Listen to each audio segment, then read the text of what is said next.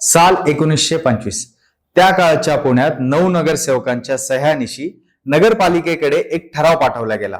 ठराव कशाचा होता तर महात्मा ज्योतिबा फुले यांच्या पूर्णकृती पुतळा बसवला जावा आणि त्याकरिता नगरपालिकेने 20,000 रुपये खर्च करावेत.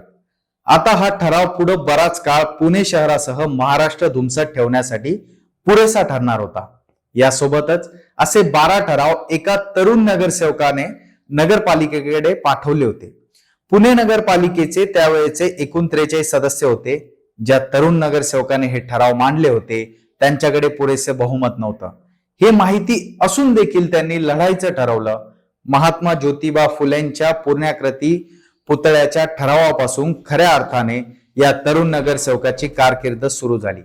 पुढे भारताच्या स्वातंत्र्य लढा, संयुक्त महाराष्ट्राची चळवळ आणि गोवा मुक्ती संग्राम यात त्यांनी सहभाग घेऊन बहुजनांच्या उद्धारासाठी ते कार्यरत राहिले.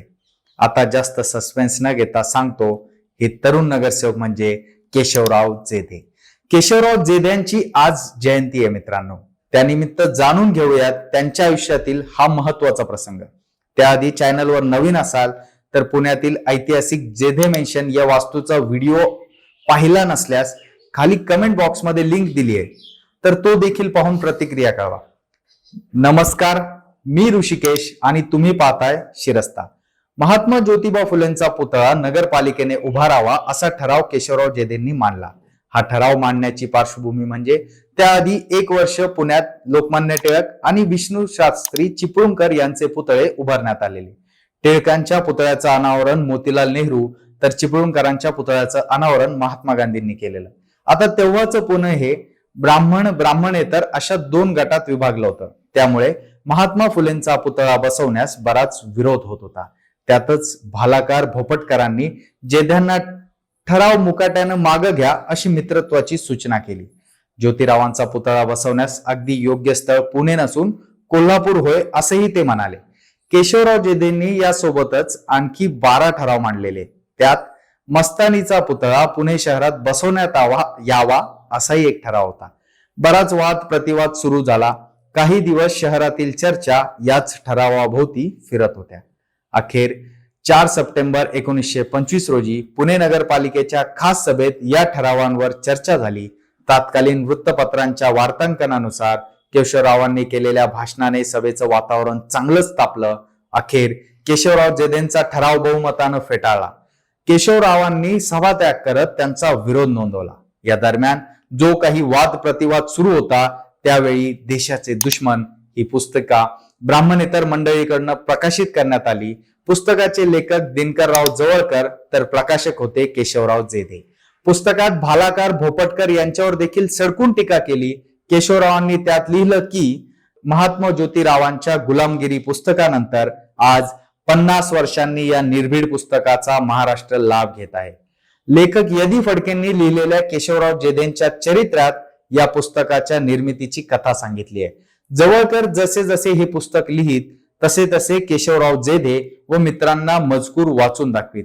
केशवरावांनी पसंतीची टाळी दिली की मगच पुस्तकात तो मजकूर समाविष्ट केला जायचा. पुढे देशाचे दुश्मन या पुस्तकाविरोधात खटला भरला गेला. पुण्यातील सेशन्स कोर्टातून वरच्या कोर्टात अपील करण्यात आलं. जेधे जवळकर यांचं वकीलपत्र घेण्यास मुंबईचे कोणीच वकील तयार नव्हते. परंतु अशा पेचाच्या प्रसंगात डॉक्टर बाबासाहेब आंबेडकरांनी केस लढवली. बाबासाहेबांच्या युक्तिवादामुळे देशाचे दुश्मन खटल्यातून जेधे जवळकर अखेर दोषमुक्त ठरले. त्यानंतरच्या काळात जेधे जवळकर जोडी आणखी लोकप्रिय झाली. 1927 साली महाड चौदार तळ्याच्या सत्याग्रहात या जोडीने सक्रिय सहभाग नोंदवला. पुण्यातून महाडला जाताना तुरुंगात जाण्याची तयारी करूनच ते निघाले होते. सत्याग्रहानंतर 27 नोव्हेंबर 1927 रोजी महात्मा ज्योतिबा फुलेंच्या शतसांवत्सरिक उत्सव महाराष्ट्रात मोठ्या प्रमाणात साजरा केला गेला. पुण्यात जेधे मेन्शन मध्ये मुख्य कार्यक्रम आयोजित केलेला. पुढे केशवराव जेधेंनी ब्राह्मणेतर चळवळीत सक्रिय भूमिका घेऊन बहुजनांच्या उद्धारासाठी कार्य केलं. स्वातंत्र्य लढ्यात सहभाग घेऊन देशाच्या स्वातंत्र्यासाठी ते लढले. आता राहतो विषय महात्मा ज्योतिबा फुलेंच्या पुतळ्याचा. केशवराव जेधेंनी पाठपुरावा काही सोडला नाही. स्वातंत्र्यानंतर गोवा मुक्ती संग्रामात देखील त्यांनी सहभाग घेतला. 12 नोव्हेंबर 1959 रोजी त्यांचा मृत्यू झाला. पुढे 1969 साली पुणे महानगरपालिकेच्या प्रांगणात यशवंतराव चव्हाण साहेबांच्या हस्ते महात्मा फुलेंचा पुतळा उभारण्यात आला.